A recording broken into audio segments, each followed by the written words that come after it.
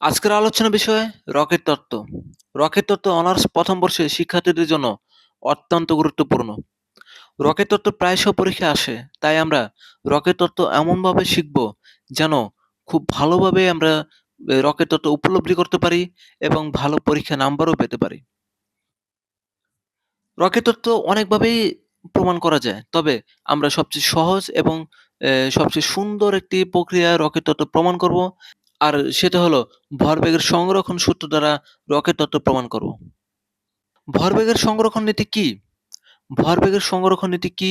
এটা একটা এক্সাম্পল দিয়ে যদি বুঝাই তাহলে অনেক ভালো হবে। মনে করো একটি বল স্থির অবস্থায় দাঁড়িয়ে আছে এবং অপর একটি বল এসে স্থির বলকে ধাক্কা দিল। ঠিক তাহলে কি দেখবে? দেখবে স্থির বলটি দ্বিতীয় বলের যে গতি সেই গতি নিয়ে বলটির বেগ ও দিকের পরিবর্তন হয়েছে এবং আর গতিশীল যে বল ছিল সেই বলের স্থির হয়ে আছে। আচ্ছা, তাহলে এখানে কি দেখলাম? দেখলাম যে এই যে এদের যে বেগের যে পরিবর্তন হয়েছে এটা মূলত ভরবেগের সংরক্ষণ নীতি অনুযায়ী। ভরবেগের সংরক্ষণ নীতি অনুযায়ী আদি ভরবেগ একটা সংঘর্ষের আগে আদি মোট ভরবেগ এবং সংঘর্ষের পরের মোট ভরবেগ সবসময় একই থাকে। এটাই মূলত ভরবেগের সংরক্ষণ নীতি। রকেট তত্ত্বে ভরবেগের সংরক্ষণ নীতি কিভাবে কাজ করে? চলুন আমরা একটা উদাহরণ দিয়ে বোঝাই। আজকে আমরা মহাকাশে চলে গেলাম। এখন মহাকাশে ধরো তোমার একটা বন্ধু তুমি দূরে কোথাও দেখলে দাঁড়িয়ে আছে। এখন তুমি চাচ্ছ তুমি তার কাছে যাবে। কিভাবে যাবে? তোমার বন্ধুর কাছে তুমি কিভাবে পৌঁছাবে? কোনো ওয়ে নাই। কারণ তুমি তো আর মহাকাশে হাঁটতে পারবে না। তুমি তো সাঁতারও কাটতে পারবে না। মানে তোমার কাছে এখানে কোনো চলার মতো কোনো ওয়ে নেই। তোমার কাছে গাড়ি নেই, মানে কিছুই নেই। একটা রকেটও নাই যে তুমি যাবে। এখন কিভাবে তুমি তোমার বন্ধুর কাছে পৌঁছাতে পারবে? একটা উপায় আছে। সেই উপায় হলো তোমার হাতে একটা বল আছে মনে করো। তুমি সেই বলটি যদি উল্টা দিকে যদি নিক্ষেপ করো, তাহলে তুমি তোমার বন্ধুর দিকে আস্তে, আস্তে করে চলে যাবে। এখানে যে কারণে তুমি একটা বেগ অর্জন করেছো, সেটা হলো ভরবেগের সংরক্ষণ নীতি অনুযায়ী। তুমি যদি বলটি যদি পশ্চিম দিকে যদি নিক্ষেপ করো, তাহলে তুমি তার এগেইনস্টে পূর্ব দিকে একটি বেগ পাবে, ভরবেগ পাবে। সেই ভরবেগের কারণে তুমি তোমার বন্ধুর কাছে পৌঁছাতে পেরেছো। যাই হোক, ফাইনালি আমরা বুঝতে পারলাম ভরবেগের সংরক্ষণ নীতি কি। চলো আমরা এখন রকেট তত্ত্বে ফিরে যাই। আমাদের শুরুর দিকে রকেটের কোনো গ্যাস নিক্ষেপ করে নাই, মানে জ্বালানি নিক্ষেপ করার আগের কথা। এখানে দেখো আমি কিন্তু এক্সাম্পল দিয়ে দেখিয়েছি। এখানে কিন্তু রকেটে কোনো জ্বালানি নিক্ষেপ করা হয় নাই এখনো। ঠিক এই মুহূর্তে আমি যদি তোমাকে যদি প্রশ্ন করি রকেটের মোট ভরবেগ কত? তুমি বলবে m এবং v এর গুণফল হলো রকেটের মোট ভরবেগ। এখানে একটা জিনিস দেখো, এখানে যে রকেটের যে ভর, সে ভর কিন্তু বড় হাতের M। আর রকেটের ইনিশিয়ালি যে বেগ, সে বেগ হলো আদি বেগ v। এখন আমাদের এই রকেটের যে মোট আদি ভরবেগ, সেটা আমাদের প্রয়োজন পড়বে, তাই আমরা একটু আলাদা করে রাখলাম। এখন জ্বালানি নিক্ষেপ করার পরে কি ঘটনা ঘটে একটু দেখো। আমি রকেটকে চালু করলাম, জ্বালানি বের হলো, এই যে জ্বালানি বের হয়েছে। জ্বালানি নিক্ষেপ করার পরে এই যে দেখো জ্বালানি, এগুলো হচ্ছে রকেটের জ্বালানি। জ্বালানি নিক্ষেপ করার পর জ্বালানির নিক্ষেপ করার পর কি হয়েছে একটু লক্ষ্য করো। জ্বালানির যে বেগ সে বেগ হলো ডিএম। এখানে ডিএম দ্বারা বোঝানো হচ্ছে রকেটের যে জ্বালানি সেই জ্বালানির একদম ক্ষুদ্রতম যে জ্বালানি সেটা নিয়ে আমরা হিসাব করব। আর জ্বালানির বেগ হলো ভিআর। রকেটের ভিতরে এখানে যদি কোনো যাত্রী বসে থাকে এবং সে যদি দেখে যে এখানে জ্বালানির বেগ কত, তাহলে সে দেখবে ভিআর। আর জ্বালানির বেগ হলো ভি মাইনাস ভিআর।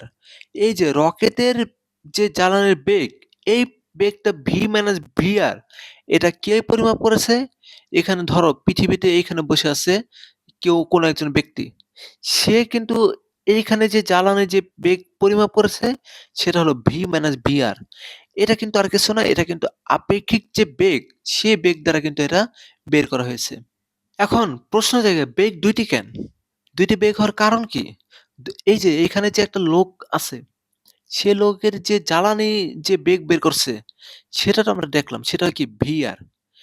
এই ভিআর যে জ্বালানি সেটা কিন্তু কে পরিমাপ করছে? রকেটের ভিতরে কেউ কিন্তু পরিমাপ করছে। এখন রকেটের ভিতরে যদি কেউ পরিমাপ করে, রকেটের কিন্তু একটা ত্বরণ আছে। আর কোনো ত্বরণওয়ালা কেউ যদি কোনো বেগ যদি পরিমাপ করে তাহলে সেটা আমরা নিতে পারব না। কারণ কি? কারণ হলো অজড় প্রসঙ্গ কাঠামোতে নিউটনের সূত্র কাজ করে না। মানে অজড় প্রসঙ্গ কাঠামো কোনটা? যেই প্রসঙ্গ কাঠামোতে ত্বরণ আছে, সেই প্রসঙ্গ কাঠামোকে আমরা অজড় প্রসঙ্গ কাঠামো বলি। আর অজড় প্রসঙ্গ কাঠামোতে জ্বালানির বেগ আমরা পরিমাপ করতে পারব না। কারণ অজড় প্রসঙ্গ কাঠামোতে নিউটনের সূত্র কাজ করে না। যদি অজড় প্রসঙ্গ কাঠামো থেকে যদি আমরা এ জ্বালানির বেগ বের করি, তাহলে আমরা ভুল ফলাফল পাবো। তাই আমরা ভুল ফলাফল এভয়েড করার জন্যে রকেটের ভিতরে থেকে যে যাত্রী সে পরিমাপ করতে পারবে না, সেটা আমরা এভয়েড করলাম। তাহলে আমাদের অবশিষ্ট কি আছে? ধরি আমাদের জড় প্রসঙ্গ কাঠামো হলো পৃথিবী এবং পৃথিবীতে দাঁড়িয়ে থাকা কেউ এই জ্বালানির বেগ সেটা পরিমাপ করেছে। আর সেটাই আমরা নিতে পারবো। জ্বালানির বেগ হলো ভি মাইনাস ভিআর পৃথিবী থেকে কেউ পরিমাপ করেছে। কারণ পৃথিবী থেকে যদি কেউ পরিমাপ করে সেটা কিন্তু জড় প্রসঙ্গ কাঠামো। এরপর জ্বালানি তাহলে ভরবেগ কি হবে? এই দেখো জ্বালানির ভরবেগ খুবই সিম্পল। ভর আর বেগের গুণফল হলো ভরবেগ। এখানে দেখো ডিএম যদি এ এ জ্বালানির ভর ডিএম আর জ্বালানির বেগ যদি ভি মাইনাস ভিআর হয়, তাদের গুণফলই হলো জ্বালানির ভরবেগ DM into V minus VR. আচ্ছা, এখন জ্বালানির যে ভরবেগ সেটাও আমরা একটু আলাদা করে রাখি কারণ আমাদের পরবর্তীতে প্রয়োজন পড়বে। জ্বালানি নিক্ষেপ করার পর ডিএম পরিমাণ যদি জ্বালানি যদি বের হয় তাহলে রকেটের ভর এম প্লাস ডিএম হবে।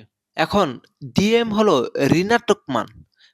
তাই এম এর সাথে যদি আমরা প্লাস চিহ্ন দিয়ে যদি ডিএম কে যদি যোগ করি তারপরেও কিন্তু এখানে এ ভর কমছে বোঝায়। কারণ ডিএম যেহেতু ঋণাত্মক মান, এম এর সাথে যদি একটা ঋণাত্মক মান যদি যোগ করো তাহলে তুমি কি পাবে? এ এখানে নেগেটিভ কিছু মানে কমছে সেটা বোঝানো হচ্ছে।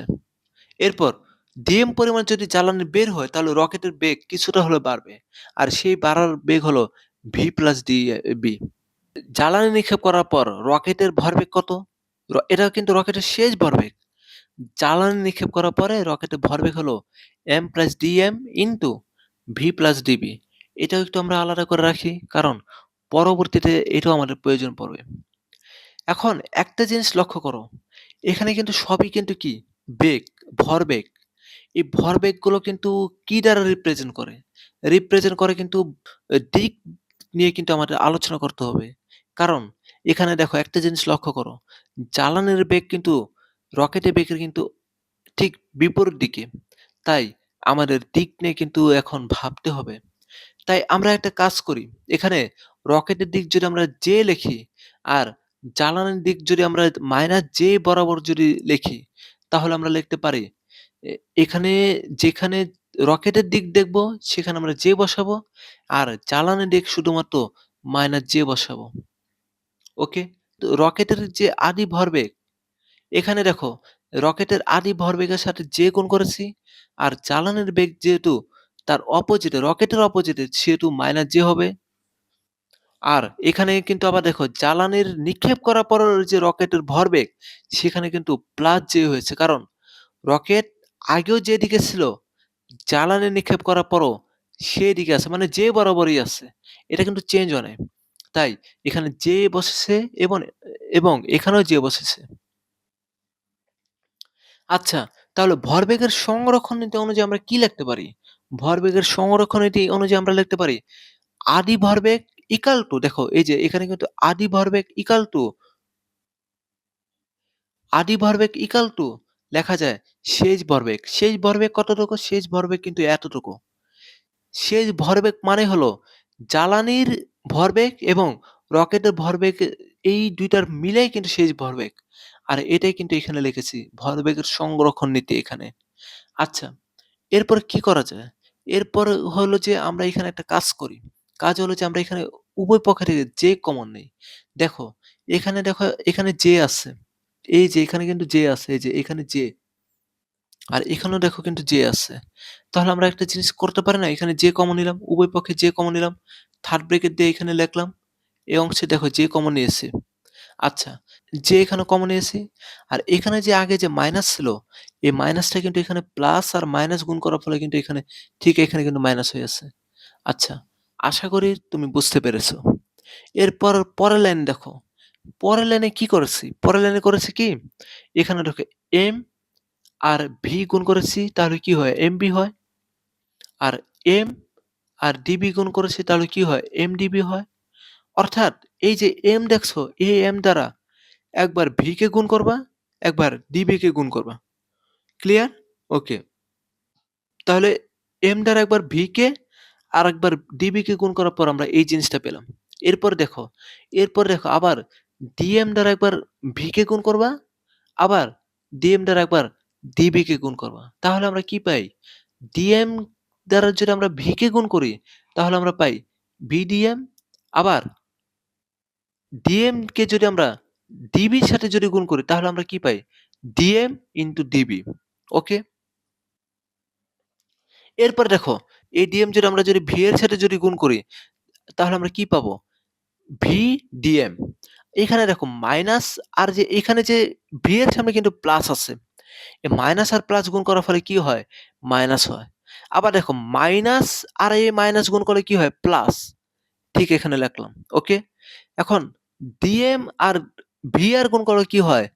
ভি আর ডিএম। ওকে, ক্লিয়ার? আচ্ছা, এখন আমরা পরের লাইনে কি করতে পারি? পরের লাইনে একটু দেখো। এখানে দেখো জে আছে, জে আর এই পাশে দেখো জে আছে। এই জে আর এই জে কি কাটাকাটি করা যায়? কাটাকাটি শেষ। ওকে, এর পরের লাইন দেখো।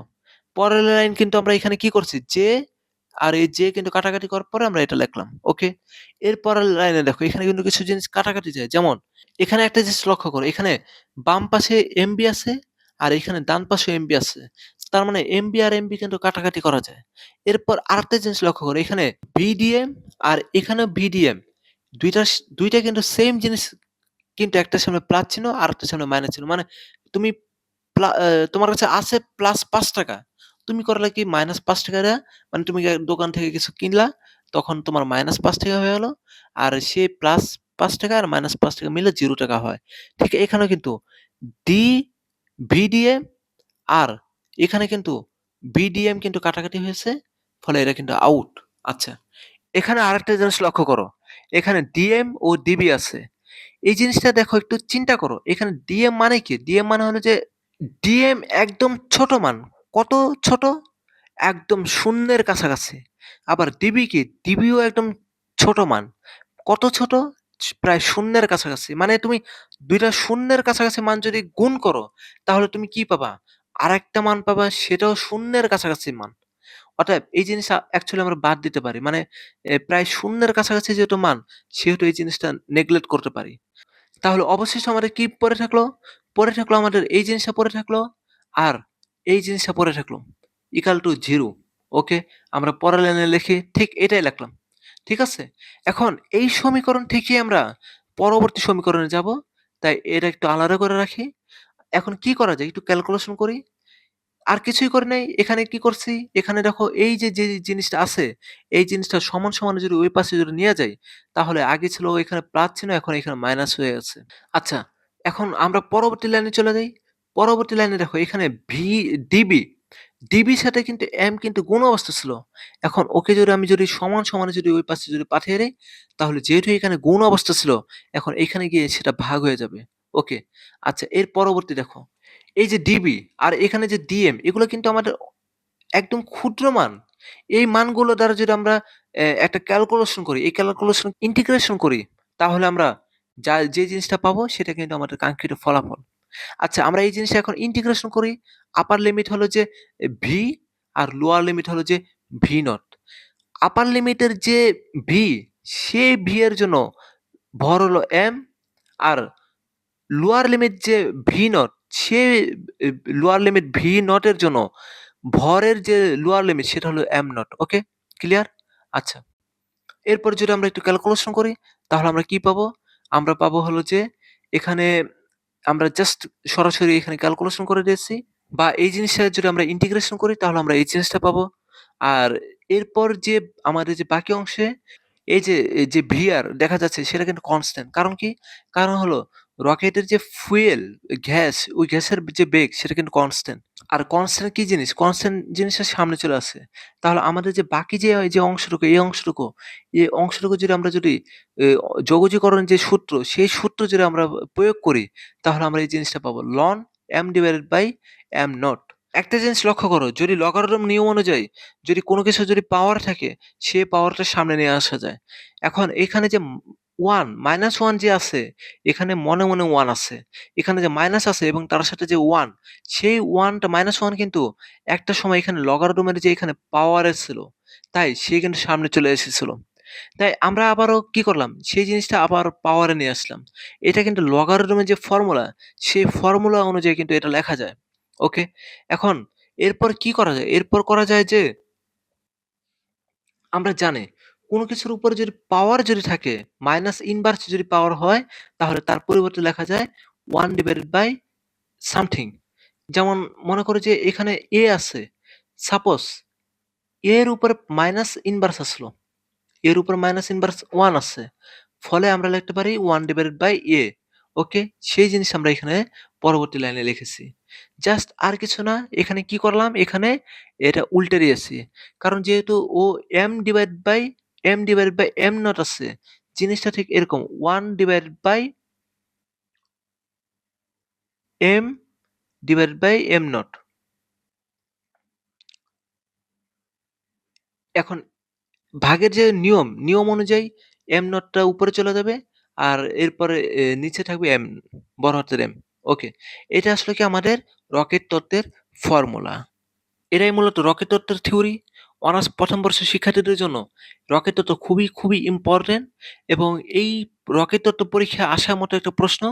প্রতি বছরই এই রকেট তত্ত্ব পরীক্ষা আসে। তাই তোমরা খুব ভালোভাবে এই রকেট তত্ত্ব শিখবা। প্রয়োজন হলে এটা ডাউনলোড দিয়ে রাখতে পারো। এবং আমাদের চ্যানেলটি সাবস্ক্রাইব করে আমাদের পাশে থাকো। এই ভিডিওটি লাইক দাও।